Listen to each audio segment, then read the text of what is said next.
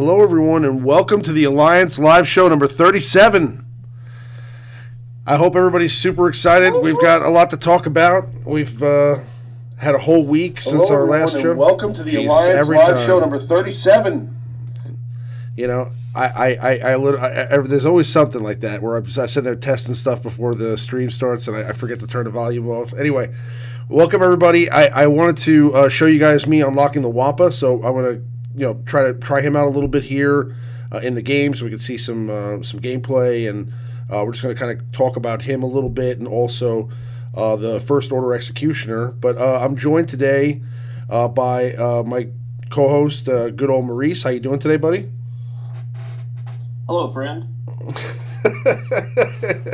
And also we have a special guest host today, Duza. How you doing today, brother? Gentlemen, how is everything going? Pretty good. I'm happy to say that I was able to unlock Wampa this week, and the Wampa is an awesome character, especially for dark side territory battles, and I'm looking forward to seeing what kind of viability he has in Arena 2. I've heard some good things about the character from those that already have him, at a high gear level, and I think there were some people even, at the beginning that had saved some of their tokens from the light side territory battles and just hadn't made any, major purchases yet that were able to get the Wampa up to 7-star pretty quick there at the beginning. So that's pretty awesome. I decided to go the Hermit Yoda route, and I'm glad I did. Hermit Yoda's a great character. But now moving on to Wampa, have any of you guys unlocked the Wampa yet? Are you guys close? Is that something you're even working on? 5 of 145. No, I got 15, so I'm ahead. Okay. Is that something like you got? Are you like looking to farm him, or is it just like you just started? No, well, I personally myself, I wanted to make sure that everybody in my arena team had all their pieces before I started farming Wampa, and I did like 65 shards on Hermit Yoda mistakenly because I didn't know about Wampa. Yeah, the Wampa is, like I said, a very awesome character. I don't know if he's going to work with the Jedi raid team that I have going on right now. I think he might be more suitable, let's say, in a Zeta Vader team, or that's what we were talking about a little bit earlier today on the Saturday morning live show. We were saying that maybe with maybe Vader and possibly Tusken Shaman, with all the dots, Wampa could be a really good character. But I don't know. Have any of you guys seen any gameplay from this guy yet? Do you think he? I saw some. Obviously, with the with the release of the character, some footage that we got from EA, and then we have the character on our test accounts. But I don't know. Have you guys seen anybody make a video about this character yet? Anything interesting? Just the game changer footage. You guys all had. That's really all I've seen on him. Nobody runs him in my shard yet. But I've got a pretty dark side heavy shard, so I'd be shocked if I didn't see him soon. I have guys that are in my arena that are leveling them up. They have them open. They just haven't put them in yet.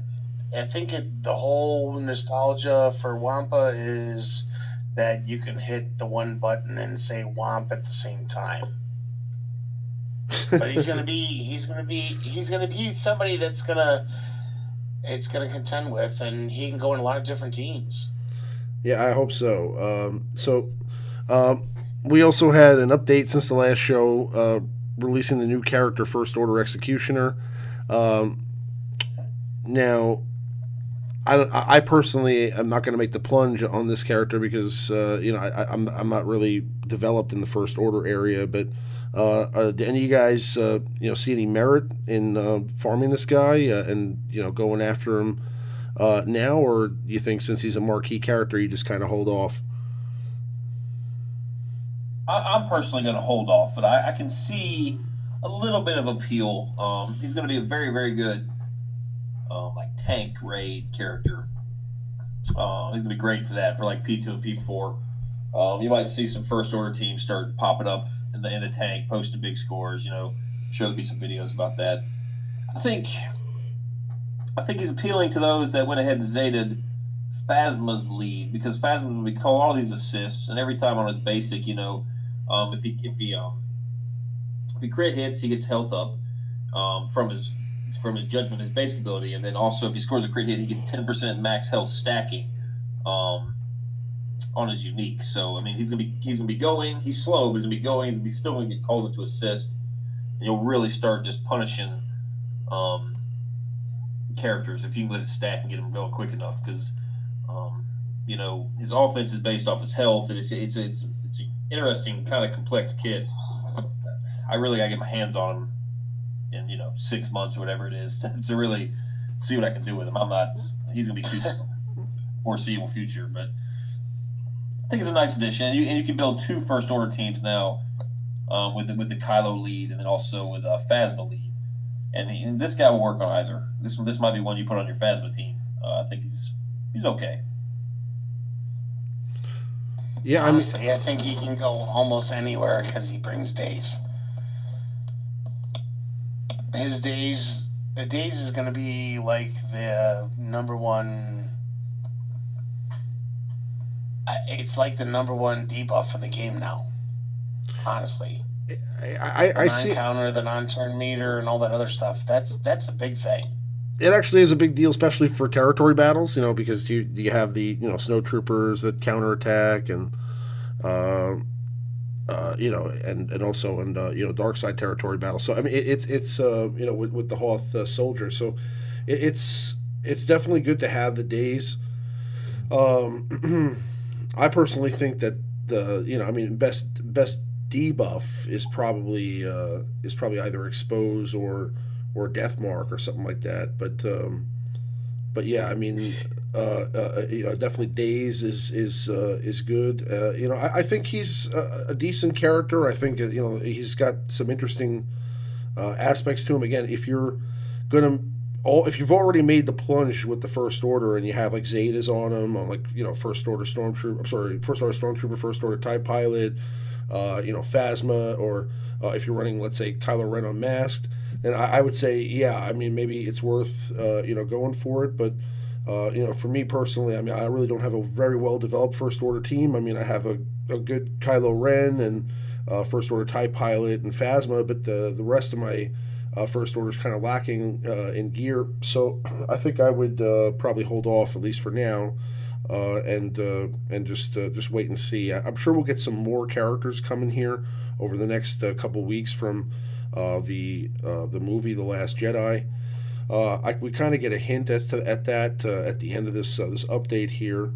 Obviously, they released the packs, and the Grand Admiral Thrawn event is coming up. Did that already start, or when is the start date for that? January 18th. I think it's next week. Yeah, January 18th here, it says right here. So okay, so that's next week. Yeah. And the Chimeras. Counting down the date, honestly. And the Chimeras. I'm gonna take my 5 to 7 star. Yeah, I mean that's a big deal. So I mean, that's definitely huge. That's going to make a big difference in the ship arena now, because everybody's going to have a Grand Admiral Thrawn ship now. There were definitely people that weren't able to get the Chimera the first time that are going to get it now. So we'll see a lot more diversity, I think, in the ship arena once this next Chimera event comes, because a lot more people are going to acquire that ship, and that's a really big ship right now in ship arena or fleet arena. So. Well, I think Chimera is probably going to go to the number one lead. It's just going to be the matter of the supporting characters are going to become way more important. Gearing up your crew members is going to become more important than getting Thrawn to 7 star, because everybody's going to have him at 7 star. It's true. It's true. I mean, but again, I think that the ships or the fleet arena really has. I mean, if you have a 7 star Chimera right now, I mean, you're probably staying top top 20, top 30 every single day. Once, much like CLS, everybody has the character. It's going to be a different story. You're probably going to have people poking you down now, to the 50s and the 60s, overnight. So, you just have to. Sure. I think you're gonna have to fight all 5 of your battles. Yeah, I think you're gonna have to fight more battles, and it's gonna become more. It's gonna become more like the regular arena. I think as more people get that ship, because it's a really good ship, especially on offense. I mean, you could pretty much beat anybody with that ship as your capital ship. So. Well, I mean, if you're gonna have to start investing, and you have to put that Zeta on like first order TIE pilot. You have to get a Zeta on Vader. You got to get a Zeta on 5s. Like, you got to start investing Zetas just for pilots, not so much the actual game, like the characters. And you got to start dumping all your Omegas into first order TIE pilot, into TIE fighter pilot, into all the ships. I mean, then you have to completely max out those characters. We're talking gear 12, gear and all, to really like not sink. Like, it's going to be, like everyone's waiting for this Chimera to come back, but it's gonna make the guys who have a 5 or 6 star Chimera have a 7-star Chimera with maxed out squads, if they so choose. I mean, a lot of people neglect ships, honestly, because they'd rather have the crystals from Arena, because the crystals from Arena are more. Having the crystals out of Arena is you get 500 crystals for first place. I haven't been first place in ships in ages. I have warrior on my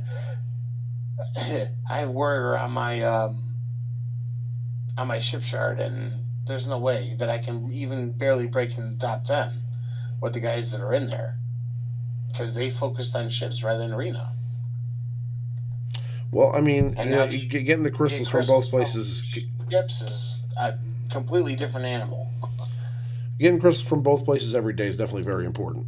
So, at the end of the post here, they mentioned that the upcoming thing, or the what's ahead, is hold on to what you love. I think that means that Rose from the Last Jedi is coming. I think for sure that's what that means. Is it going to be like Fatal Kiss to Finn, or what? That's definitely what that means. I mean, without a doubt. Finn heals to 1,000%. I think that's what's coming here. But I'm sure she'll have a good kit. I mean, but again, that's probably going to be another marquee character, I'm sure. We'll see. But that's what's coming up, and that's pretty much the update. I mean, I'm trying out Wampa here now in the Galactic War because he's not really ready yet. I only have him gear 10 up to this point, and he's still 5-star. You don't think to hold on to what you love? You don't think that could be any sort of like General Leia character? I guess we already have her in the game, don't we? Yeah. We have a lot of Leias. I guess we already have a General Leia. Yeah. Never mind. Carry on. My bad. I understand what you're saying. I mean, you were thinking it might be another character, but I mean, I don't know. I personally feel like the it's clear because of what she said in the movie. Like, you have to hold on to what she say. You have to save what you love. Yeah, she pretty much she said something like that in the movie. So that's definitely what that's referencing, for without a doubt. Yeah, it was pretty much a quote from the movie. But the previous month was something that I thought referenced Praetorian Guard, so I thought we were getting First Order Red Ninjas, but we didn't get those. So who knows? I'm sure we'll get the Praetorian Guards, without a doubt. I would hope so. They were extremely entertaining in the movie. That was pretty much the best part of the movie. I agree. Yeah. Well, I don't know. I mean, listen. Kylo with his shirt off. was pretty good. Yeah, Kylo's shirt off was pretty good. Yeah, no, I mean, I mean, there were a few parts of the movie that I thought were really good, but I thought that scene was awesome. I mean, again, I was kind of perplexed by that whole scene. I mean, I was definitely like, what's going on? You know? Yeah, it didn't make a whole lot of sense. No. Yeah, but I mean, it's. Are we past the spoiler stage yet? You know, who knows? But it doesn't matter. It was like I said, that scene was a pretty good scene. I think that if we get to see some more stuff like that in the next one, it'll be cool. But again, there's just not a lot of lightsaber wielders out there. I mean, the Praetorian Guards were really the last opportunity we got to see, like, you know, like a mass battle. I mean, it's not like the Clone Wars where, you know, you got Jedis running all over the place and there's just, you know, lightsaber battles going on all the time. You know, unless it's a very limited Jedi. Unless Supreme Leader Snoke had like a hidden apprentice. In the book, in the novel, it says that he trained somebody else also. So I don't know what that means. Not the novel. The Star. It's sorry, I forgot what it's called. The graphic novel. It's like no, it's not a graphic novel. It's like the special like edition magazine like like inside the Star Wars: The Last Jedi. It's like a I forgot. There's a name for it, but it's like it comes out whenever a movie comes out. Well, no, it also explains like what the kyber crystal or sorry, it wasn't a kyber crystal, but the crystal that Snoke had on his ring finger. That was like a piece of rock from like underneath Darth Vader's castle there on Mustafar. So that was kind of cool. But the book kind of explains a lot of backstory behind the movie, and it's all canon, the stuff that comes out of the book, because it's written by Disney and Lucasfilm. So there's a lot of details in those books that you don't necessarily get from the film. So if you read that book, you can see some stuff, kind of explaining in a little bit more detail, like some of the things that are in like Snoke's throne room and some of the stuff that that they have, and it explains that that Luke has like a crystal around his neck, like a kyber crystal from like a Sith's lightsaber. It's pretty interesting. All right, so we have this ability here, Icebreaker. It's dispel all debuffs on Wampa, deal physical damage to all enemies, and daze them for 2 turns. Wampa gains protection up for 150%. Get to the one that we want to hear you say. The one that says Wamp. Right.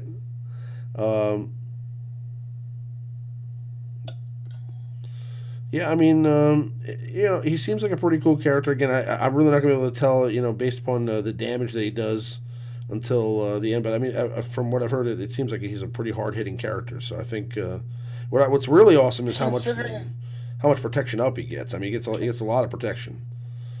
Oh, he gets a ton. Yeah, but you can ability block that, yeah. Or no? You can ability block it with Rey.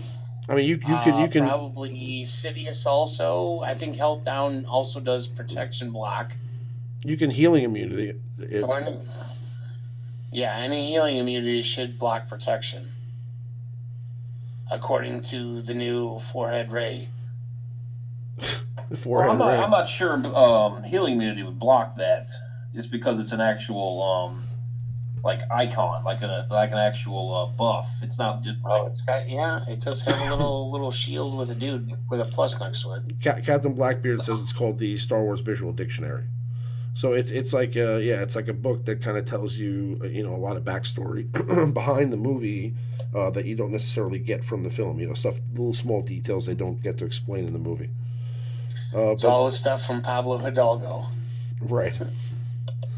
But definitely cool. So I mean, I like the Wampa character. I'm definitely looking forward to finishing him up. But again, I'm still kind of overwhelmed with all the things that I have to do, like especially for dark side territory battles. I still feel like I'm very behind 8 ball as far as my my bounty hunters are concerned, and the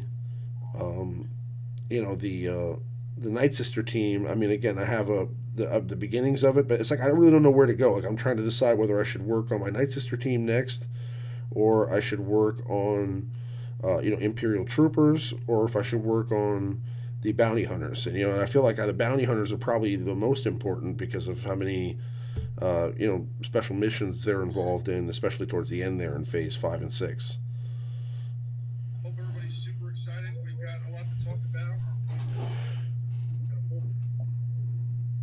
Or what are you guys on about a 20-minute delay? Yeah, right. That's not me. Who is that? So, but yeah, I think Wampa's a great character. Night Sisters have gotten me through up to phase 6 or phase 5, the fifth. The fifth phase. Because my zombie's just not up to 7 stars. But the Night Sisters aren't a required. The Night Sisters aren't a required team in territory battles. I mean, they're just very helpful. The whole thing is that what they're pushing right now, they're pushing First Order. We're getting First Order characters. First Order characters doesn't get a buff in dark side territory battles. It's Empire and bounty hunters. Right, but what I'm saying is, like, there are teams like the Imperial Troopers that are required. Oh, the Troopers are great. What I'm saying is you need to have these teams for dark side territory battles. Yeah. So what I'm saying is I don't know which of those 3 teams, because I have to work on them all. I don't know which of those 3 teams should be the priority is what I'm saying. So I'm thinking, like right now I'm thinking. See, I wonder if that. I'm thinking Night Sisters, but which one are you thinking? Night Sisters are fun. I went almost all in. I went almost all good old Maurice on Night Sisters, but I just kind of held back as soon as I got. You made a mistake, buddy. You should have finished them out. Boy, dude, I got Forehead Ray. Everybody, I had to go in on Forehead Ray, and I got 2 Zetas sitting. I'm just waiting to put them somewhere. Hopefully nobody from my arena shares knows that now, but because that's what's been showing up. And Night Sisters is fun to play. Night Sisters get taken over by the Troopers.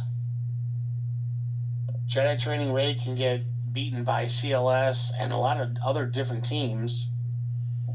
Right, but the thing about the Night Sisters is there's like 1 or 2 teams that beat them, sure. But they beat everything. No, I agree. Everything in the game. They can beat Imperial Troopers. I play 4 games on offense with my Night Sisters, and the last game I play with my defensive team. And that's it. Yeah, I mean, with Mother Talzin that I have, I mean, I could pretty much level up the Night Sisters pretty quick, I think, in comparison to the others. But I also think that I think that the priority should be the more required teams, and the Veers Imperial Trooper team is pretty much has got to be a no-brainer, honestly. Yeah, it's totally required for dark side territory battles, right? Especially with Sark, and there's been great things showing up on YouTube with Veers and Snow Trooper and Sark and I believe Death Trooper and Short Trooper as that team for territory battles, and you can just put it on auto and just walk away and come back 2 minutes later and it's done. We definitely do need some more bounty hunters. It'd be cool to see. I'm really surprised that we don't have Bosk in this game yet. I figured Bosk would have been here already. Bosk is still missing. A bounty hunter rework is, besides Boba Fett. The Boba Fett rework was great. But it wasn't an end-all kind of thing. His Zeta is completely situational. It was definitely good rework. I mean, in comparison to some reworks that they've had in the past, I mean, that was a good one. That made him a much more... It was much better than Clone Wars Chewbacca. again, he's not really even a very usable character right now. But I mean, at that time, that was a big deal because he was in my arena squad when he got his rework. right. So a He lot of was in people were my using squad him. because he could be fast as lightning, put up ability block, execute. I mean, they need to rework other factions before they worry about the bounty hunters. We don't need any new bounty hunters. They need to fix the Jedi. They need to fix just there's so many other things they can fix. They could complete the Tusken thing. Like they got to do Darkseid first because Darkseid is so lacking for Darkseid territory battles. What they ask for in platoons is half of your Empire squad, and you have to do 2 battles with Empire. It's yeah, but all those missions that require the bounty hunters, they're not going to be in the platoons, so you don't need extra bounty hunters. Like, you can easily get through all 3 of these required missions. Just get like a Gear 11 Boba and IG-88. You have to use Zam, and then whoever else you want to use, just they need to be Gear 9, and that's good enough. Like, you don't use them for anything else in the game. I mean, they're pretty awful. True. No, I agree. They need to fix the Separatists with it. That would be number 1 on my wish list. Just get this rework. There needs to be some synergy. Yes. Yeah. I don't want to sit on a Gear 11 plus Sun Fact just for nothing. I miss using my bugs, man. I miss them. Well, they're worthless right now. One of the biggest things is like Rogue One.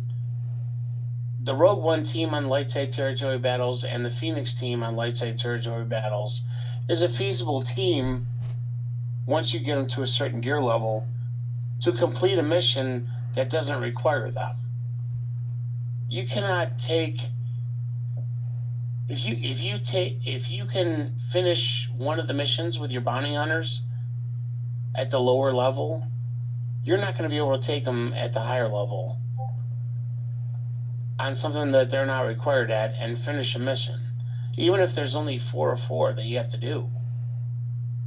It's just I think Darkseid territory battles is still imbalanced, and it's not been corrected.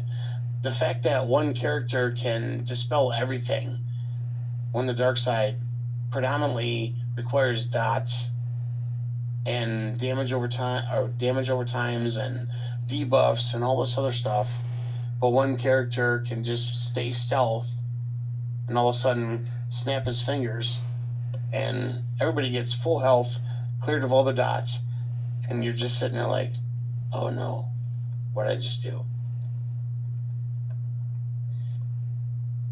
It just seems like that one character, the commander, I believe it is, he needs to get hit with the Nerf bat.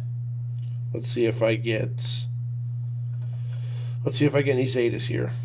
Give me Zetas. Yes, 2 Zetas. Bam! Bam! Bam!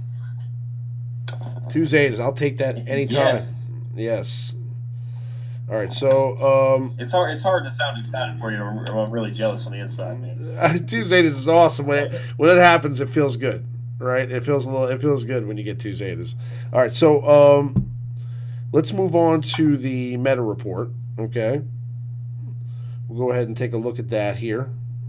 And we're going to look at the top 10 leaders at rank 1. So Rey is now a huge player in the game. She's now pretty much where CLS was just a few short weeks ago. And she's dominating at number 1 here in the top 10 leaders at rank 1. And she's pretty much taken a huge lead on CLS now, with Mother Talzin also taking a bigger piece of the pie. So if you guys can see what I'm looking at here, what are your thoughts on this so far? I mean, pretty interesting, right? Yeah, and wow, yikes! I didn't realize it was everyone had shifted that hard. We talked about it last week. It just boggles my mind. So many people have her. Like, she was not the easiest to obtain. It's crazy. I guess if you invested in getting her, you want to use her. So everyone is juicing her up, and God, that might be the largest rank 1 we've seen I just think there were a lot of people. I think there were a lot of people that just got themselves prepared early, right? So like what they did was they just heeded some of the warnings about farming these characters, and they just started buying them, when they could out of the shipments when they were available, and just maybe bought those packs, and then utilized the double drops, and I think there were a lot of people that got, because listen, there are people in the like the 80s and 90s and up in the hundreds that have Ray. That are running Ray as like year 12, with Zetas. So it's crazy to see how many people actually have this character.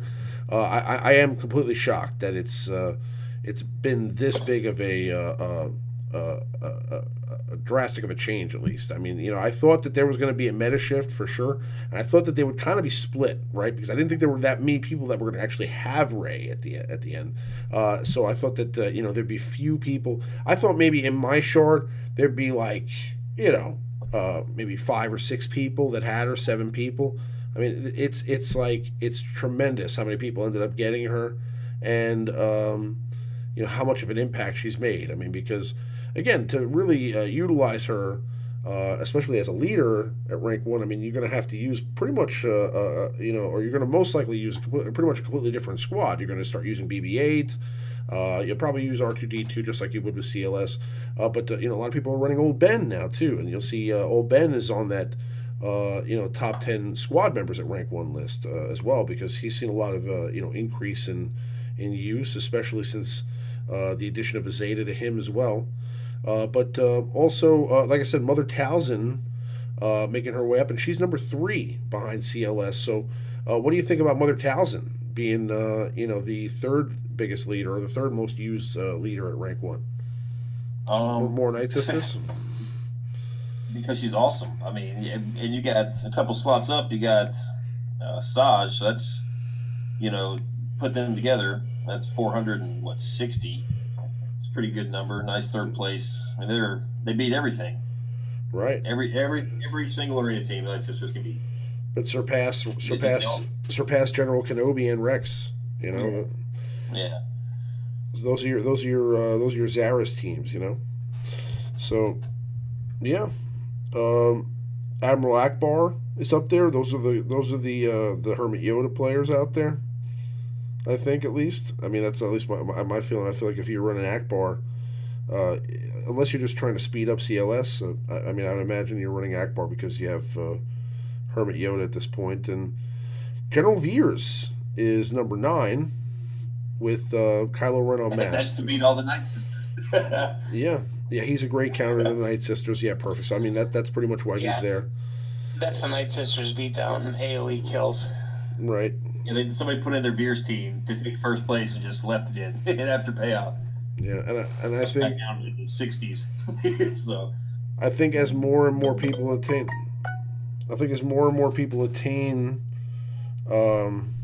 the Night Sister characters, I think that will. I'm sorry, not that. More and more people attain Kylo Ren unmasked. It'll be definitely interesting. I think we'll see him move up that list again eventually as well. Oh, absolutely. Once he's available to us, man, a lot of people are going to be working the First Order, as they should. It's a super viable team. It should be unshirted instead of unmasked. Why can't they just go with like some kind of Easter egg cookie thing that's like, oh, well, you got them unshirted, so... Bring the unshirted Kylo.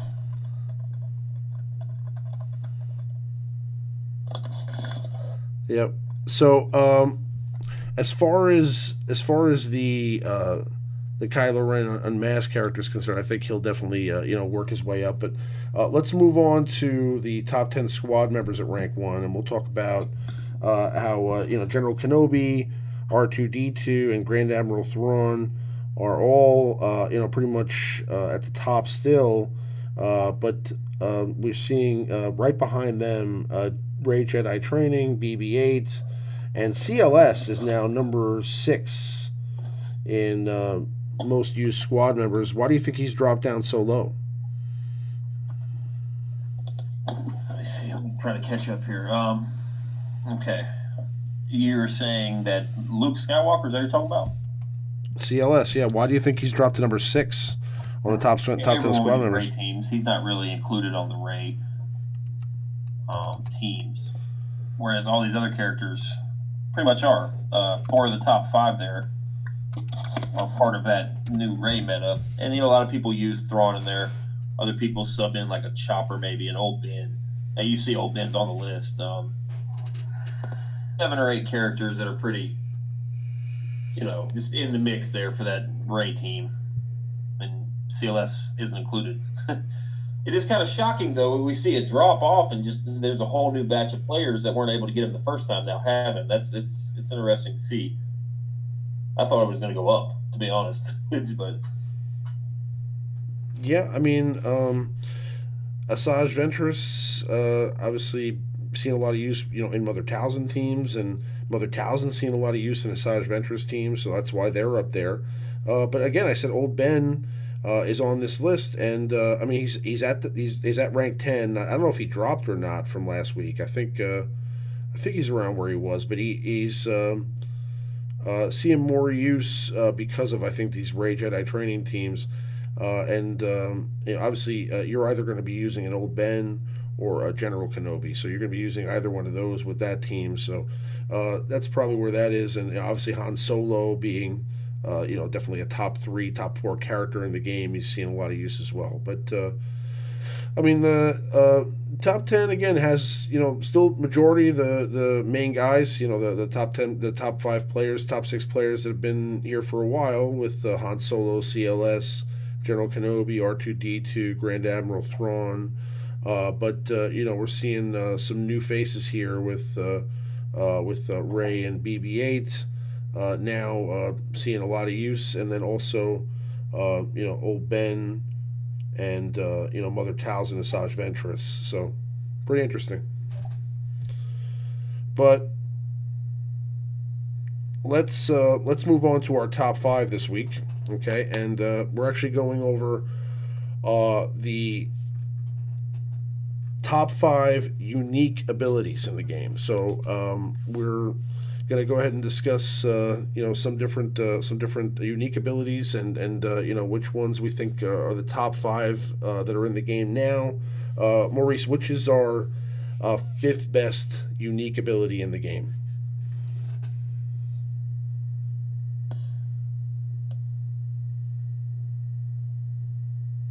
All right. So number 5 is B2 Super Battle Droid.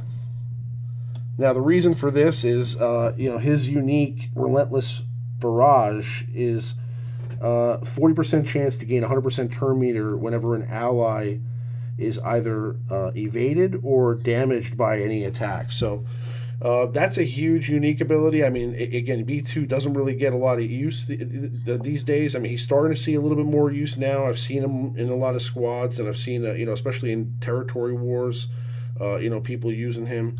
But I've seen him recently. Yeah, I mean, B2 with Jedi Ray with like a whole droid. His Jedi Ray lead with a whole droid team, and he's in there, and it's pretty devastating, honestly. Absolutely. It's Jedi Ray lead, R2, BB-8, Chopper, and the B2, and B2 goes constantly as soon as anybody gets hit. Absolutely, and that's the thing. He's got such a great unique. Again, he doesn't really hit for that much damage with his basic attack or even his AOE, but his ability to stick ability block and his area of effect attack that can dispel all buffs is a great ability. And the fact that he can or has a chance to gain 100% turn meter every time he's one of his allies is attacked or evaded. So, I mean, if you're facing against an evasion team, let's say the evasion meta, creeps around again with, an Old Ben lead or, any of these evasion teams that were there in the past. Like, let's say, for example, you're facing a Zal team, great option there. So, he's got, a lot of benefits. Zal or Old Ben or Dooku, one of those old guys, he was the king. Well, I mean, he's the poor man's counter to the Ray. That mow down ability you just talked about on a 3-turn cooldown. If every time somebody gets hit, he goes, you get some good RNG. He's just constantly spreading that buff immunity. And you got to remember, the buff immunity is applied before the damage. So if he hits Kenobi with that buff immunity, he's not going to taunt. You get rid of all the secret intel. You block the secret intel from being spread at all. You can throw in B2 at 4 or 5 star, relatively well geared, and you've got a nice counter in your pocket for this Ray meta we're in. He's a great character. Sure, He's kind of boring. Does no damage, but he right. It brings really key. He just brings keeps the everything debuffs. Brings the debuffs. That's his. Yeah. He doesn't even have to have any speed on him. He's always a viable character, right? Because I mean, at all times you can no matter what the meta is, he dispels. You know, he does an AOE dispel, which is fantastic, right? So I mean, if you're facing a stealth team, or you're facing a double taunt, or I mean, really any of those types of teams, he's going to be a great option there, right? So whatever the meta is, he's got a place in it somehow, and with the ability to get that turn meter, he's got he's a huge asset to any team. So I mean, I think he's probably one of the more underrated characters at this point, because he doesn't really get a lot of play anymore like he used to. But he's definitely somebody that, if let's say you situationally want to put him in just to, let's say, defeat a certain opponent that you have on the ladder, he can definitely help you out big time. So let's move on to number 4. Okay, so our number 4 unique ability in the game is Commander Luke Skywalker's It Binds All Things. So Maurice, why did we go with with CLS at number 4 here? Well, it's just really pretty much just put a name. A lot of these, this was a really difficult list to make. So a lot of these characters, I mean, the next few are going to be, you just put a name in the hat. I mean, they could be anywhere 1 through 4. Just binds all things that Zeta on his, I think it's his bottom unique and his kit, his second unique. Just anytime Luke gives a debuff, he gives turn meter to the whole team, and both of Luke's abilities give, I think, 2 debuffs apiece. So his entire kit gives 4 debuffs. So he goes once. If he lands both debuffs, he spreads turn meter to the whole team, and it's not rebel specific. It's any character. So that's 2, and then he goes his next move. Uses his special attack, and that's 2 more debuffs. So it gives even more turn meter to the team. He's a countering character. He's got a countering lead. So if he counters and lands those debuffs, gives turn meter to the team. It's just an incredible unique. It doesn't look super strong on paper, but the 5%, 10%, all that really stacks and adds up when you include those counters. So it is why a lot of these teams, these 30 million plus teams in the tank raid includes CLS. So he removes turn meter, and then he provides turn meter for everybody else from this unique. Yeah, It Binds All Things is the must-have for him. I mean, again, you want to have a triple Zeta CLS at some point in your life, but I'm saying as far as what's the priorities are concerned, I mean, It Bind All Things is probably one of the first Zetas you should get in this game without a doubt. CLS himself is an essential character in this game. He's the best character in this game all around, and before you even go for his leader ability. Or his other ability, his other unique. You want to take care of it. It binds all things. I mean, the potency, and the health increase, the protection increase, the turn meter increase. It's just a great unique all the way around. So, excuse me. Moving on to number 3 here. The number 3 unique ability in the game is Asajj Ventress's unique, and that is Rampage. So when an ally or enemy is defeated, Asajj gains 35% turn meter and gains 15% offense, 15% crit chance, and 5% max health stacking until the end of the encounter. Asajj has plus 15 speed for each enemy with no buffs. So I mean, again, that's a lot of things to consider there, and obviously what really glares at you there is that plus 15 speed. So that's where she starts off now. So I mean, as far as her speed increase to start the encounter, that means she's going to start off the encounter at a faster speed because of the fact that she has obviously at the start of the encounter nobody has any buffs, or sorry, yes, no buffs. So yeah, something I noticed on the meta report we didn't talk about. There was no Baze and turret on there. Did you see that? Yeah, so that means true. very, very few people are using pre-taunts now. So I mean, she gets she gets 5 times 15, 75 speed. That's out of the box. That's as soon as you open the character. That's not a Zeta. I mean, you can get a preview of this kit without investing the Zeta. The Zeta just gives her the 100% the guaranteed turn meter gain when somebody dies, and just 5% offense and 5% crit chance, and the health. I mean, you get the stacking offense and the stacking crit chance without a Zeta. So she's still. This is great for the tank raid. I mean, she stacks that offense towards the end. She's hit for 100K plus. I mean, we're talking about one AO like on P4, P2, like one AOE towards the end of the match. It just knocks all the turrets down. You can instantly topple the tank. It's something else.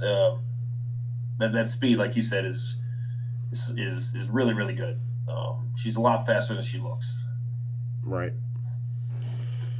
Yeah, but I mean, again, I think her unique abilities definitely top 5, and we again, you can really kind of throw any of these top 5 uniques here around, and it would be you can make that the priority based upon what type of team you have, or what type of roster you have at this moment. So depending on how far along you are with your Night Sisters, this may be a priority over, let's say, other ones. But again, I think as we get to number 1, we'll all agree on what the number 1 unique is in the game. So moving along to number 2, though, our number 2 unique in the game, our unique ability in the game, is Han Solo's shoots first, and I think it's pretty much self-explanatory why this one's great. And it's Han has a 35% counter chance and plus 20% crit chance the first time each turn Han uses his basic attack. He attacks again, dealing 50% less damage. Han takes a bonus turn at the start of each encounter. During this turn, Han ignores taunts, and he can only use his basic ability, but it will stun the target for 1 turn and can't be resisted. So, I mean, this is just again, a mouthful, but just a whole ton of benefits, especially to start the encounter. If you're facing a pre-taunting team, let's say a Shore Trooper Empire team, or you're facing a Baze and Chirrut team, again, you can now go ahead and stun the target that you want to prevent from doing whatever ability it is. Let's say for Grand Admiral Thrawn, you want to stun him so that he doesn't fracture your tank, or you want to stun, let's say, for example, R2-D2 before he gets the chance to stealth the rest of the team. You can go ahead and do that with this ability, and he just does so much damage. Obviously, the increase in counter chance is fantastic, and his ability to double attack now because of the Zeta is just a great addition, because he already does so much damage. Now doing it twice, I mean, even though he deals 50% less damage with his second attack, still hits really hard because it's Han Solo. So I mean, he's just gone from being pretty much an unusable character from a couple of months ago to now being probably top 3 character in the game, period. Well, they fixed him when he started ignoring taunt. And this is another unique that's available out of the box. All the Zeta does is add 10% crit chance in that double attack. So it's still a great unique without the Zeta. But that double attack, especially if a character has really high turn meter, his basic attack has a chance to remove turn meter. So you're going once, taking away some turn meter, and then you're going again, taking away even more turn meter. This is exactly why Greedo needs a Zeta that says, I'm not going to get stunned first. Right. Yeah, but why would you stun Greedo? All right, I'm going to go for Greedo. I need to eliminate Greedo from this match. Oh, man. Well, yeah. If I saw Greedo on the board, with the Bounty Hunter rework, he might be meta. Yeah, if I saw Greedo on the board, he'd probably be the last person I go for on that initial stun. But but yeah, no, I understand what you're saying. But yeah, I mean, his unique is just tremendous, and again, he's got um, really a viability on any squad right now. I mean, you could throw him in on a Jedi training raid team. You could throw him in a CLS squad. You could really put him into any team because of the utility, not only because of the damage, but also because of the fact that again, he gives you a benefit at the start of an encounter, and he'll always have that benefit. So like whenever there's a character that has some sort of very fast speed, or is able to, let's say, go first and then give turn meter to the rest of the team, he'll always be the counter to that meta because of the fact that he shoots first. So no matter what, if you have, let's say they give Phasma, 100 speed, in some sort of unique or some sort of a rework a couple of months from now. That's not going to matter because he still would be able to ignore any taunts that are on that team, and then go ahead and stun Phasma. So she'd never be able to get that off. So it's just a great unique to have. But I think we're all going to agree on number one. It is definitely the best unique in the game, and that's going to be R2D2's number crunch. And it really just benefits not only R2D2 but his allies as well in so many different ways that it's just a fantastic unique all the way around. And it's at the start of battle, R2D2 gains 10% max protection for each droid ally, 10% offense for each Galactic Republic ally, 10% max health for each Rebel ally, and 10% potency for each Resistance ally. At the start of battle, and when R2D2 revives, other droid, Galactic Republic, Rebel, and Resistance allies gain 10% of R2D2's max protection, offense, max health, potency until R2D2 is defeated. So again, he just helps all of the characters around him, and also he gains bonuses based upon which allies are on his team. So you could run him in a team with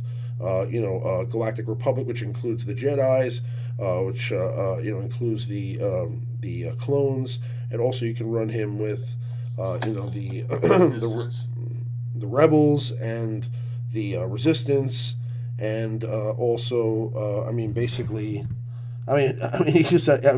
anybody but dark side characters. He's got a synergy with the droids, so you can run him with characters like BB-8, K2SO. I mean, if the droid meta ever comes back, I'm sure R2D2 will be a part of that for sure, especially with that buff, that unique ability.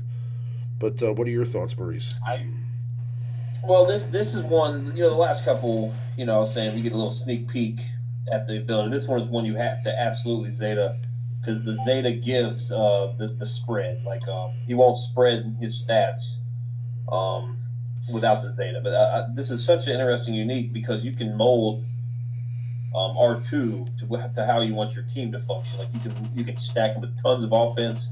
Your characters hit harder. You can stack him with tons of protection, make them last longer. Blend of the two. We're doing these TWs now, and R2 is pretty much a lock that you use on defense. Like I haven't got to use R2 on offense once. So you can stack the protection, stack the health. He spreads potency, I believe, well, and just all sorts of things you can do with him. Just a really moldable character. Just great all around. His other unique's good too. the cleansing one. He's a staple in these new Jedi training raid teams we talked about earlier. He goes on resistance teams for the P4 and the tank. He goes on rebel teams. He's great for light side territory battles. Just all around, and he's so useful because of this Zeta investment in the unique. Yeah, I mean, combat analysis is almost just as good, and probably could be in the top 5 as well. But because we don't want to have R2D2 in the top 5 twice. He's his number crunch is the one that's really the shining star here, though. So we're able to obtain that character. This should be one of the first Zetas I think you should do, if not the first. He's probably one of the most useful characters in the game, regardless. Period. As soon as you can get him, gear him up as high as you can possibly get him. Put all your ability mats onto him, because he's going to make all your other characters that come around him that much better. Yeah, it's going to make everything that much easier for you. Yeah, he's got a huge benefit, especially to all those factions that we named, and he's got this unique definitely shines as the best in the game, I think. But today the Endor battle was today, so it had Empire droids. I ran a whole droid team for the first time, and it was much faster than my Empire team by leaps and bounds, because of R2 and BB-8 and Chopper and all those guys. Rather than throwing in dots, the droids came in and just wiped them out. It was night and day. Awesome. All right, so our honorable mention this week is actually going to be Rey Jedi Training's unique insight. Okay, and again, there are a lot of uniques that could have made this top 5 list that didn't get to. We had to pick 5, but it's definitely a great unique. What it reads is, at the start of each encounter, Rey gains foresight until she evades. When Rey evades, she recovers 5% health and 5% protection. At the end of Rey's turn, Rey gains foresight until she evades. If Rey has foresight, she gains critical damage up until she is damaged. If Rey has critical damage up, she gains offense up until she is damaged. So, again, just a lot to say there, but she's got so much protection in there with that foresight, because she basically starts off with foresight and then regains foresight again at the end of her turn, and then gains these buffs on top of that. So if she isn't attacked for a period of time, she can basically continue to kind of upgrade her buffs until she gets offense up, and can start to do a lot more damage. And that's when you'll see Rey start hitting for 29, 30k, with her special attack. So she's got a pretty interesting unique. Yeah, and the only reason this didn't make the top 5 is because I haven't personally really dove in with Jedi Rey yet. Jedi Training Rey, excuse me. So, but this is one, again, you can get kind of a sneak peek at it. The Zeta what the Zeta does is it gives her foresight at the beginning of the turn and gives her that health and protection regen when she evades, and then some other stacking buffs. But the ability itself works out of the box, and it's a good one. It's something else. She's hard enough to hit, and when you actually get a chance to hit her, she's got full health protection every time, but she's evaded 2 and 3 times in a row. That's why she's so good on the TW. She's great in Territory Wars, because you really have to go in there with a strong meta team, or AoE dispel, like a team like the Night Sisters, B2 we talked about, she goes so much, and every time she goes, she's getting the foresight. BB-8 is pumping secret intel everywhere. She's going crazy from her other abilities. It's just her other one's good too.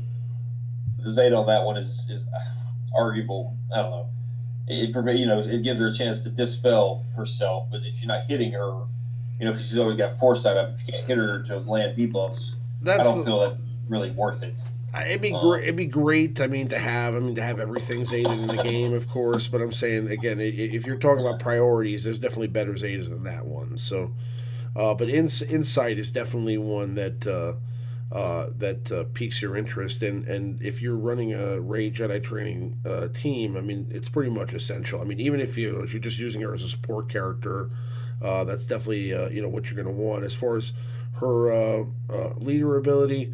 Again, that would be the second route to go there with the Zeta, but again, her insight ability just makes her a great all-around character, especially in a resistance squad, and you can use her, as a leader or as a support character.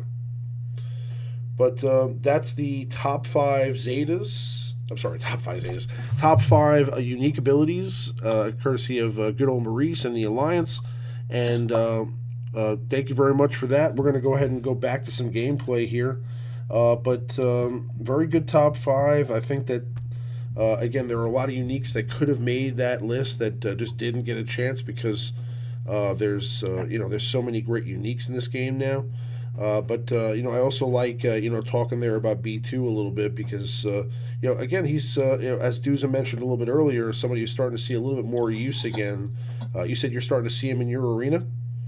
I'm starting to see him only because of the way that of BB-8 with the Illuminate Destiny. B2 can negate it. If he's still alive, he can negate Illuminated Destiny and all the when BB-8 comes out and brings Illuminated Destiny and he puts up 6 buffs on everybody, not to mention his I can't remember the name of the other one that he puts up. Well, he's very good to pair with BB-8 too in these teams because he's going so often, and that mowdown ability is on a 3-turn cooldown. So he's going and going and doing a special ability and speeding up the Illuminated Destiny. Like gets BB-8 going faster.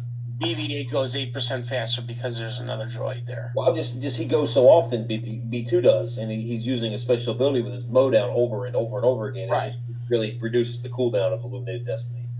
He's good to counter BB-8 with, and he's also good to pair. Well, and the old Ben and the old Ben Zeta. Yeah. The old Ben Zeta with the double taunt. If old Ben gets buff immunity and he can't taunt, even though the AI tries to make him taunt, he can't. It's negated. But yeah, I mean, I think that there's definitely a lot of benefit to B2 with this game overall. He's got some of the worst damage with his basic, but as far as that goes, I mean, he has to, because if he was able to hit anywhere near as hard as, let's say, somebody like Han Solo or something like that, the game would be over and nobody would use anybody else but B8. I'm sorry, B2. Yeah. I mean, if you there has to be some kind of balance. Imagine CLS. Imagine CLS having a 40% chance to get 100% turn meter every time one of his allies. The game would be over. There'd never be. Give Forehead Ray whatever you want to give her, but there'd never be a reason to use another character besides CLS. Well, I really hope that that any of the meta doesn't just go back to who's posed faster by 1 speed, any of that other stuff, any of that dodge. You got to have these guys no matter what. The shakeup with the meta is okay by me. I enjoy playing different teams. I enjoy making up different squads. Changing up your arena every couple days is a good thing. Makes everybody start thinking about, and then you just get a message on your arena chat like, dude, why'd you switch to this? Yeah. It's not a bad thing to switch up your arena squads. If you can make it down to the top 5, switch your arena squad every once in a while, and everything will be much better for you. You won't move into the mid-30s. Well, it depends on how you want to be in arena. That's really different for everybody. Some people want to be more competitive. Some people just want to kind of lay back and just have some fun and try some different teams out. So everybody's a little bit different. It also depends on whether schedule permitting you can actually even participate in arena every day. Sometimes I have. It is a chore. Sometimes I have work and I'm busy and I really don't have time. What I'm saying? As much as I'd love to take rank 1 payout every day, we still keep it competitive on our shard. And sure, the days of auto battling your arenas are long gone. Not if you got Townsend and Acolyte. That's stupid. Yeah, you can do that with that team. But that's that's a good squad because you can use a full Night Sister squad with less than perfect gear. So I mean, as long as you have certain key components geared up, like for example, I'd say a Night Sister Acolyte, and you want to have a pretty well geared Mother Talzin and a Saj Ventress. I think you can pretty much get through with that kind of squad right there. As long as you have those three pieces done pretty well, you can use a lower geared zombie, lower starred zombie, and you can use a lower starred or lower geared, excuse me, who are the people using as a fifth? I mean, I would say I mean you could probably even throw in Kenobi in there. Some people do that too. Again, if you want, I was running General Kenobi with Talzin lead, Asajj, Old Doc, General Kenobi, and the zombie. Yeah, if you want to auto arena, just get your Talzin Zeta leadership, and as soon as Acolyte goes stealth behind zombie, you just hit the auto button and you win. Unless you're facing a Zeta Barris, and even then, you win almost every time. It's silly. High geared zombie, low geared zombie doesn't matter. Once Acolyte goes stealth, he never loses it. No one's really using AOE dispels right now in arena, or at least in my arena. There's no B2. I mean, there's Asajj's, but I had that's really the only AOE dispel I see. So she's pretty safe back there behind the zombie. The zombie just keeps dying and dying and dying, and Acolyte just pretty much kills the whole team. And she goes twice. You can pull two people up under that Talzin lead. So it's good if you're short on time and still want to do well in arena. That's a good team to run. You can auto every single battle. Awesome. But yeah, I mean, if you guys have any questions you'd like to have asked on the stream or any topics you'd like to discuss before we wrap it up here in a little bit, type them into the chat now. Also, like I said, if you have any specific, current events you want to talk about, or any game modes, or any upcoming content you want to talk about, now's the time to bring those things up. But again, I feel like right now, usually at the beginning of the year, they start to do some maintenance to the game. I think we're going to get some quality of life stuff. And again, I'm not speaking, even though I'm a game changer, I'm not speaking from knowledge here. They tend to give us information about what's coming relatively close to when it's coming out, because they're concerned about information being released prior to it's supposed to being released. And again, also on top of that, typically they just try to give us enough time to cover the content and things like that. So I think that we'll probably get some maintenance, maybe in the game with maybe like some quality of life stuff. Maybe they'll change or add some other things we can sim, or maybe they'll fix the the coin counter and things like that. I heard somebody in chat mention that the coin counter was getting fixed. Is that true? Yeah, they're finally addressing it. I don't think they're going to fix it all the way, but I think they're addressing it. I haven't looked. Any officer tools will be more than welcome. Doesn't matter what it is. That's awesome. Yeah, I think again, a mod management tool is something that they really will have to look into. I think we'll get some quality of life stuff here pretty soon. All right, so I was able to pull 2 Zetas last time. Let's see if I can pull another one here. A 4 Zeta day would be amazing. Oh no. Okay, so 2 Zetas today. Again, that's not bad. I'll take it. But do we have any questions, Maurice? Anybody that we didn't get from last week? Yeah, I've got some questions here. Okay. You guys ready? Yeah, sure. Roll it out. All right. Since we just talked about Night Sisters, we'll do Teals' question first. He says he has a Zeta ready for Night Sisters. Asajj lead, unique, or Mother Talzin unique first. So I guess he's decided on the Asajj lead. Either the lead, Asajj's lead, or Mother Talzin's unique. And who's he running as lead? Well, he's going with Asajj lead, and he wants to know, does he put the first Zeta for the Night Sisters on her lead, on Asajj's unique, that we mentioned earlier, or Mother Talzin's unique? I would say put it on Asajj's lead, right? Yeah. Yeah, definitely do your lead first. And then I would almost do, I guess it depends. If you want to use Asajj For more of like a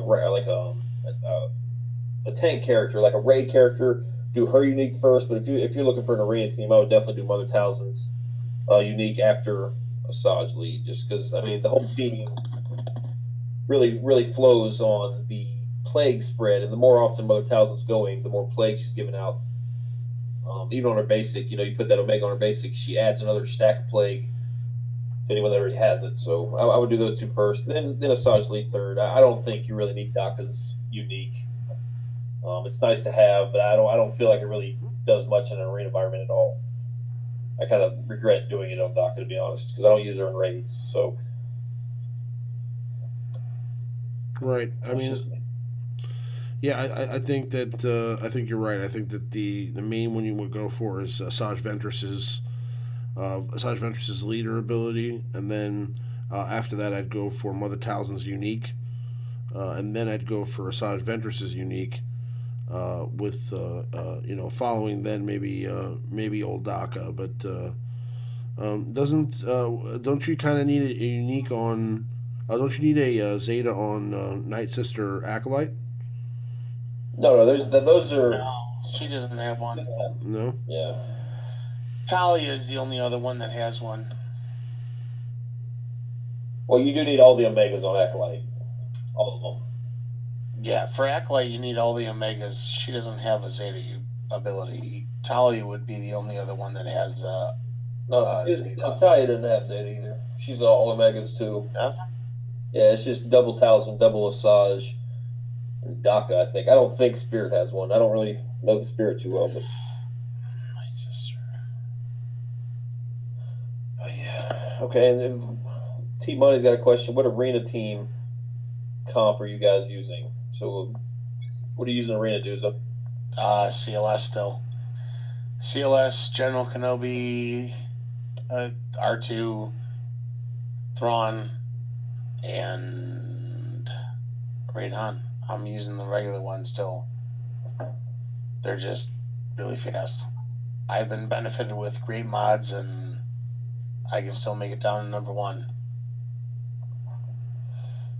You running Ray, Remon? I am running Ray.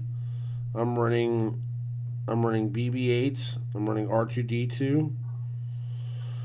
I'm running Old Ben, and I'm running Zeta Ezra Bridger. And I have a Zeta on Old Ben. I have a Zeta on Old Really? Ben's taunt as well. Yeah. On Ezra. Well, there's a reason for that, right? Because Ezra. No, yeah, I get it. I just that's Right, that's a new one for me. Yeah, Ezra calls in BB-8 for an assist, and then you have all of a sudden, like a couple. You have an opportunity for possibly a couple, other resistance allies to attack. You know what I mean? So. Right, some Terminator gain and defense, and right. Plus Ezra. That's a good call. Plus Ezra attacks twice as well. So. Ezra's a cool pick, man, and I think I like that actually. Ezra in there, even if you wanted to go the chopper instead of Old Ben route in that team, like Ezra would benefit from chopper being in there because he'd get the offense up, he'd get speed up, he'd get defense up. So that's pretty cool. I might have to fool around with some Ezra with my Ray when she's finished. It's actually pretty fun, yeah. Yeah. I'm just I'm running the same team I've been running for a while. Asajj Lee, Talzin, Zombie. Who else do I use? Oh, Zeta Barris and when I say Talzin, Zombie, Daka, Asajj Lee, Zeta. Works pretty well. Holds very, very well in defense. So we got a next question from let's see, Mr. Garcia Hozu. Okay. Sorry, man. Mr. Garcia asks, what gear level do your characters need to be at to be able to beat the 7-star Chimera event? The Akbar needs to be 7. Both the 2 Phoenix ships. The Phoenix ships need to be 7-star. Akbar ship, the capital ship needs to be 7-star. And I think Big Biggs and Wedge need to be 7 too. Biggs needs to be 7. I mean, you need 5 rebel ships, right? So, I believe it's 5. The 2 Phoenix ships. Is no, it's 7. The 2 Is Phoenix 7? ships for sure are required to be there, and Acquire 7-star need to be required to be there at 7 stars. Let me double You've probably check got Biggs and Wedge's ship done, so you just need to. I guess if you don't have the 7-star ships, you need to look at Vistan's ship, Cassian's U-wing, and really see which one you can get there quicker. I don't think your gear level on your pilots, on those, especially the Phoenix, I don't think they need to be too high, because I've got tons of 7-star Chimeras on my ship shard. These guys don't have huge rosters, so probably whatever you're using for light side territory battles, gear-wise for the Phoenix, is probably be good enough to get by. It's just getting those ships to 7 stars tough. Because Biston and Cassian, those aren't the easiest ships to get. And those include a lot of pilots, a lot of hard to gear pilots. So it's those are kind of tough, but yeah, everything's 7-star. I would probably say gear 9.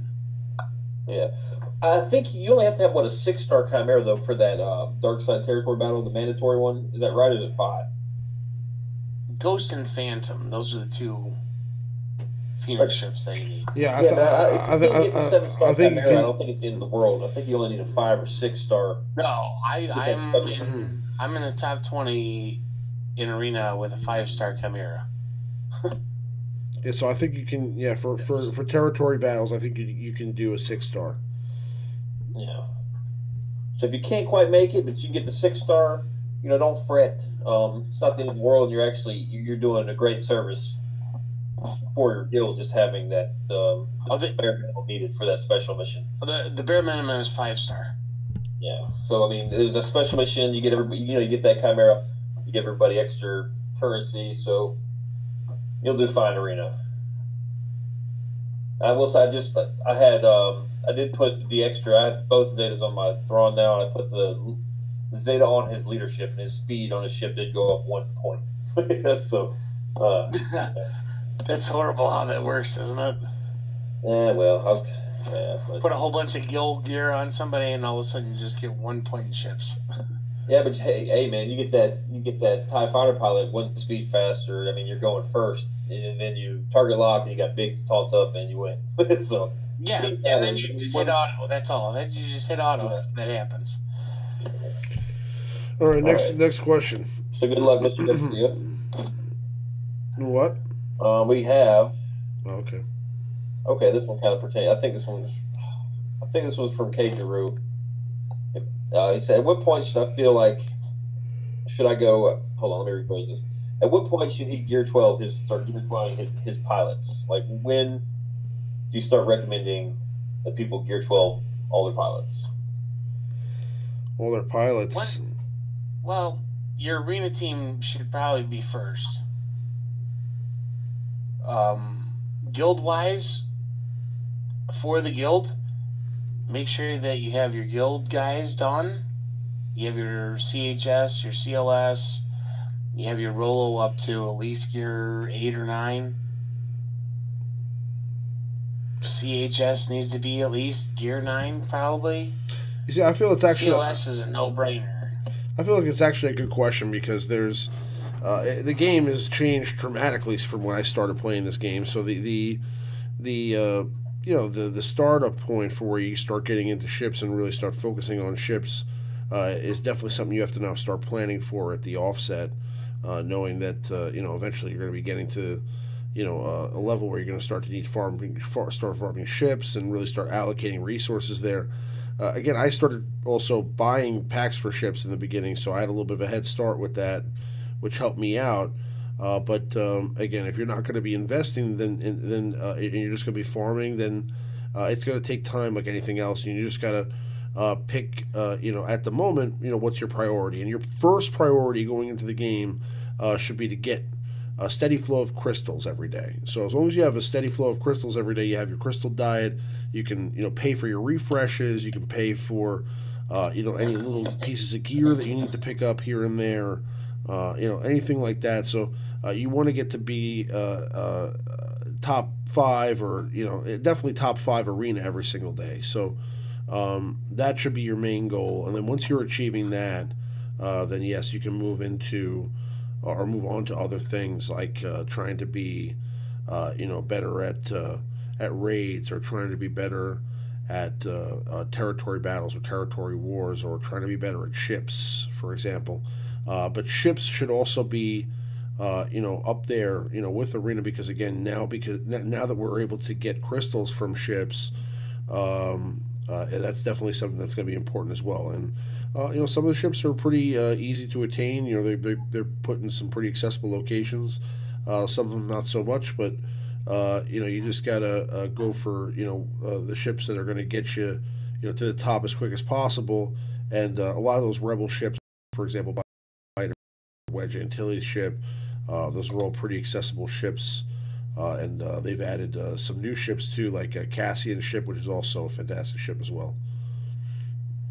Well, I think the simple answer is if you can't maintain your current rank, or if you're lower in the arena ladder, if you can't progress, then it's time to start thinking about it. Like you mentioned, Biggs. I mean, the ships used every single day, like Biggs, TIE Fighter pilot, and First Order TIE pilot. Like those are good candidates to Gear 12. If you're used to getting top 10 and you're starting to see that you're having difficulty winning, then you might want to start consider doing, do a little a pilot here, pilot there. A lot of them are useful characters. Like TIE Fighter pilots, a good all-around character. Biggs, obviously with the Wedge and the Rebels, and Fives is a good character. He's got a great ship. Darth Vader. These are all good characters. It's not like you're Gear 12ing the Geonosians. Don't Gear 12 the Geonosians for their ships. don't do that. Don't do it. But there are some good ones in the mix. What are you talking about? I got Sun Fact done already. Well, Sun Fact would be the one that I guess you could do. But Sun Fact gets a pass. If you're going to invest in one of the Geonosians, make sure it's Sun Fact. At first it would have been Geonosian Soldier. I mean, Geonosian Soldier out the gate was the bee's knees for quite some time. It's one of the very basic right out of the gate when you first started the game. Hands down, one of the best players that you could have. Geonosian Soldier used to be meta. You don't remember all the old? Yeah, oh yeah. No, I remember. Right. Oh, yeah. Well, if you had when my 4-star Dooku was king, sure, I remember. If you had a Gear 8. A Gear 8 Geonosian Soldier at that time, and you equipped that last stun cuff, at the end there, right before Gear 9. I mean, he was doing a ton of damage, and this is before protection, so he could one-shot characters, especially if he called in, First Order TIE Pilot or something like that for the assist. So I mean, that was the name of the game back then, was call and assist, right? So it was like people running, Qui-Gon Jinn lead to give him speed, and then you had First Order TIE Pilot, you had Geonosian Soldier, and then you had some tanks, things like that. But again, it was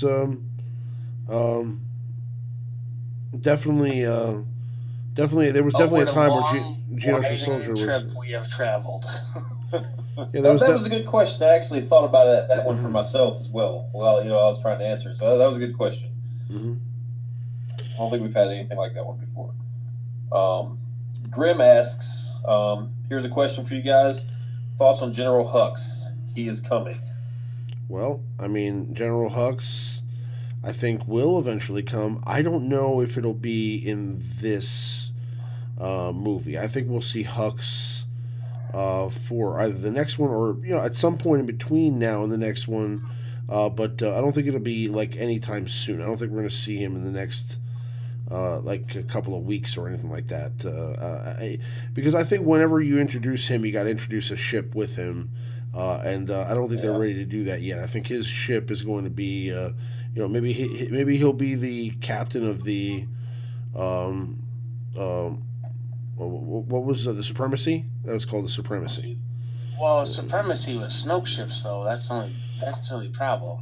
Right, but Snoke doesn't fly the ship. Hux is too much comic relief. I really hope that he doesn't come to the game, honestly.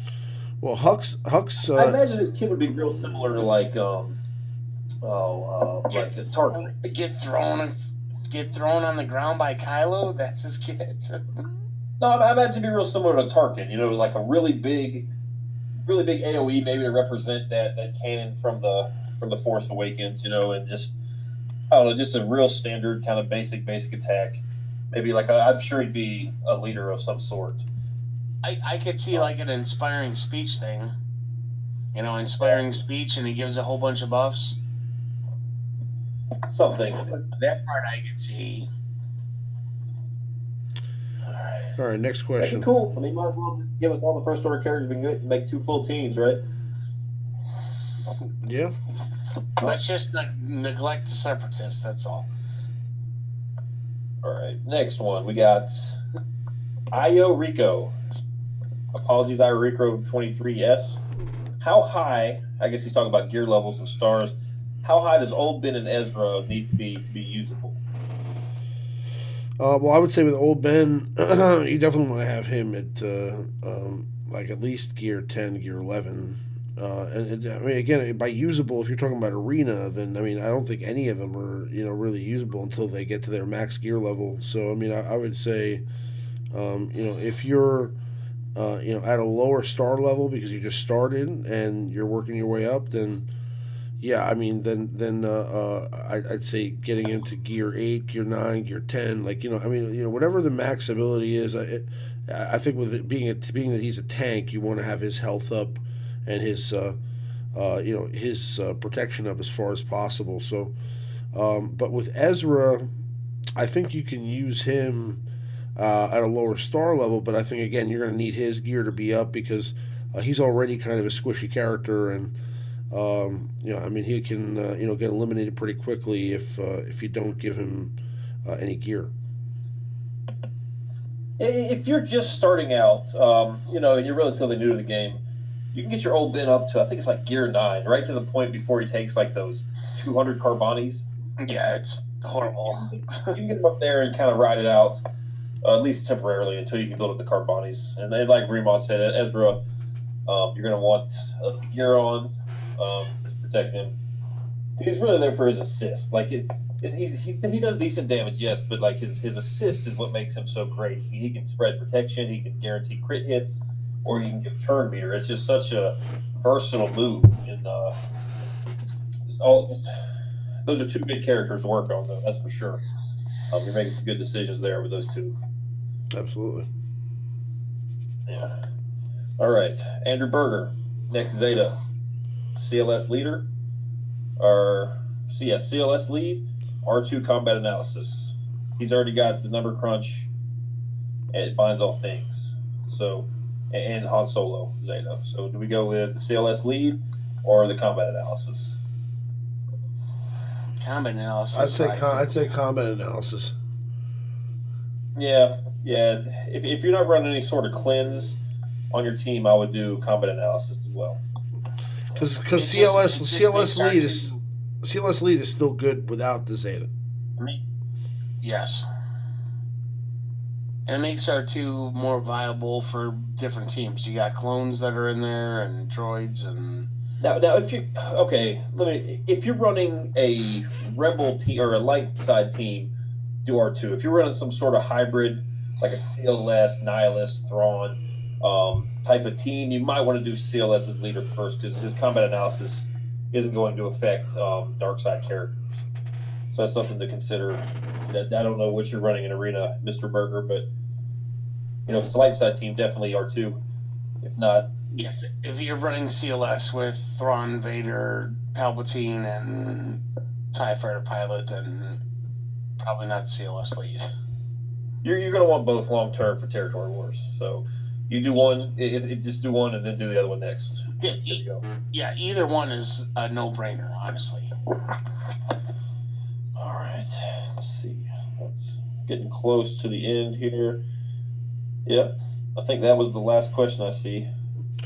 Well, I have one more question I saw here at the end, which was what did we all think about the Darth Revan rumors? I know we kind of discussed this a little bit last week, but do you want to give your thoughts on that? I mean, I'll share my thoughts after you're done.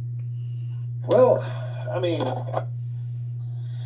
I don't know if it's true, but I'm Gonna go ahead and get ready anyway. Because my Sith assassin is relatively close because they put her in the guild store now. So I've been plucking away at her.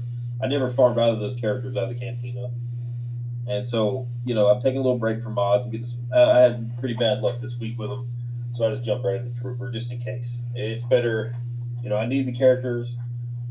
They're good characters. The Sith Trooper, Sith assassin. I'm assuming that's what you're talking about. Then we'll need like the Sith characters. Everyone's yes. Talk about maybe HK, maybe talking about Nihilus, and so might as well. I mean, I'm gonna have to get those characters eventually. So I guess I'm kind of buying into it. I guess I'm buying the hype. I'd rather buy the hype and be wrong than not buy the hype. Yeah. I agree. I mean, I've switched up to them after I got Smuggler Han and Smuggler Chewbacca done. I went back to farming the Sith Assassin and the Sith Trooper, and they're both great characters. That's the whole thing. They're both great characters. They just, after the Darth Maul Zeta lead in Arena pretty much has been crushed, they just haven't been popular. Well, I think we did the math last week. It was like 34 days to get Sith Trooper from 3-star to 7 with 2 refreshes, and then I guess Sith Assassin you get about 4 shards a day if you can catch all 4 refreshes. So listen, they could have released Darth Revan last year when they released Darth Nihilus and did like some sort of a tandem thing, but I think whenever they do Revan, if it's going to be sometime soon or sometime in the future, I think it's going to come in the form of like a big event, or it's going to be a pretty big deal. So I honestly think that Revan is like the most legendary of legendary characters. Well, he's one of according the most, to all the literature and lore and all that other stuff, and between the different games that he's been in and all the things that he's been associated with, he's the end all of end all. I think aside from maybe Luke Skywalker, Return of the Jedi Luke, he's probably one of the more coveted characters in the game. So I think that we'll definitely see him probably sooner rather than later. I don't know if it'll be right away, but I think we'll see him at some point down the road, and whenever we do, I think that it'll be to much fanfare. I mean, I think that Darth Revan is going to get commercials, and they're going to put him all over the place, and I think he'll be like either both a light side and a dark side character, and I think there'll be lots of different things that he'll bring to the game that'll be interesting, and also I think he'll be a good enough leader on his own to make the Sith good. So I think whenever he does come, it'll be the Sith time.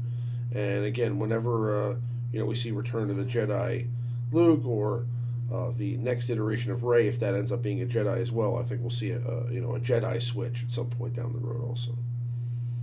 But yeah, no, I definitely think Revan's coming. I don't know if that means next month or the month after, or sometime maybe the summer.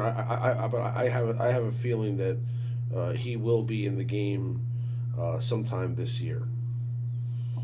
It would be nice to see Squad Arena turn to what the actual icon is, where it's a red lightsaber versus a blue lightsaber rather than a blaster versus a blaster. Right. For a lot of people, even the whole Star Wars galaxy of things is based on Jedi and the Force and all that. A lot of that's the way a lot of us grew up that way. Right. Not, here's my, don't get me wrong, Han Solo's a bad dude. Chewbacca I wouldn't want to even. Seeing Peter Mayhew in person is intimidating enough, let alone with a Chewbacca costume on.